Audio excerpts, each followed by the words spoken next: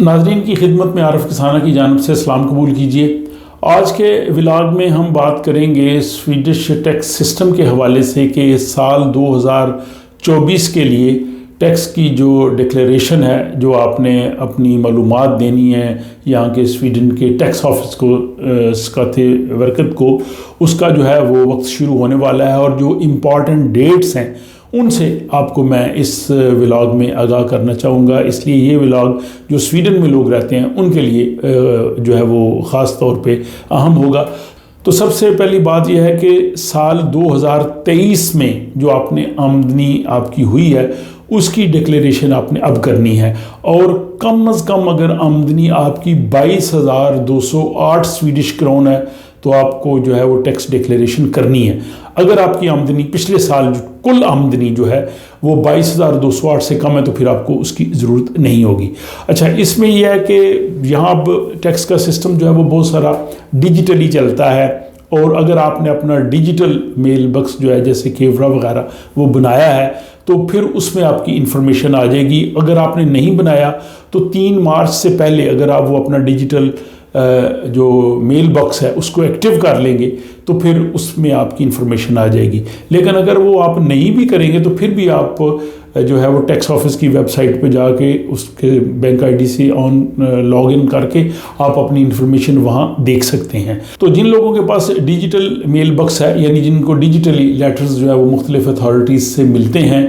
انہیں جناب 4 مارچ سے 8 مارچ تک جو ہے وہ ٹیکس کی انفارمیشن آ جائے گی کہ جو پچھلے سال آپ کی کتنی آمدنی تھی، آپ نے کتنا ٹیکس دیا ہے، اس میں سے آپ کو کتنا ٹیکس حکومت کی طرف سے واپس آنا ہے یا آپ نے حکومت کو دینا۔ تو یہ تمام انفارمیشن جو ہے وہ 4 مارچ سے 8 مارچ تک آپ کے اس ڈیجیٹل باکس میں آ جائے گی۔ آپ بینک آئی ڈی سے لاگ ان کر کے دیکھ سکتے ہیں۔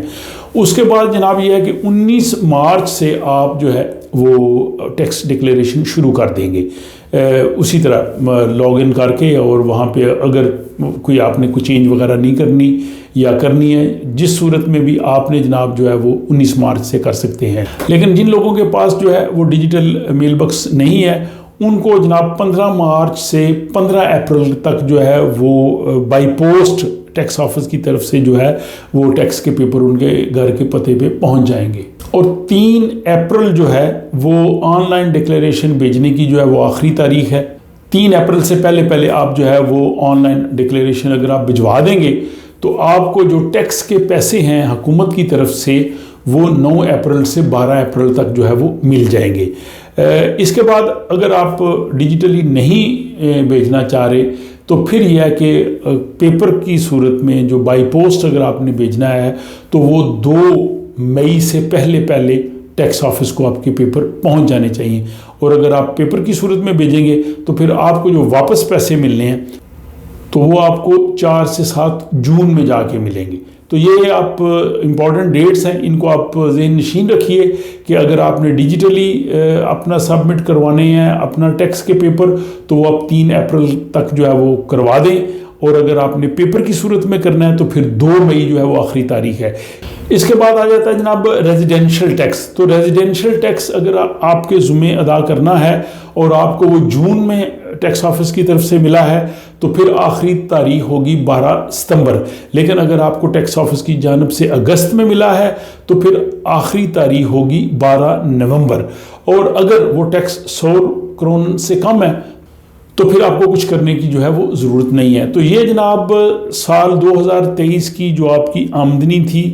جس کی ڈکلیریشن آپ نے اس سال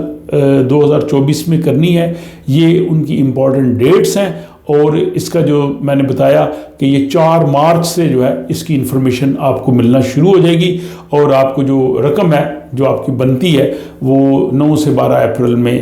جو ہے وہ تک مل جائے گی۔ لیکن اگر آپ نے حکومت کے پیسے دینے ہیں تو اس میں آپ کو جو ہے وہ کچھ ٹائم دیں گے، وہ آپ جو ہے وہ سمر کے بعد ان کو ادا کر سکتے ہیں۔ تو اس ولاگ کے حوالے سے بھی اپنی رائے کا ضرور اظہار کیجیے، اپنا خیال رکھیے گا اور مجھے اجازت دیں۔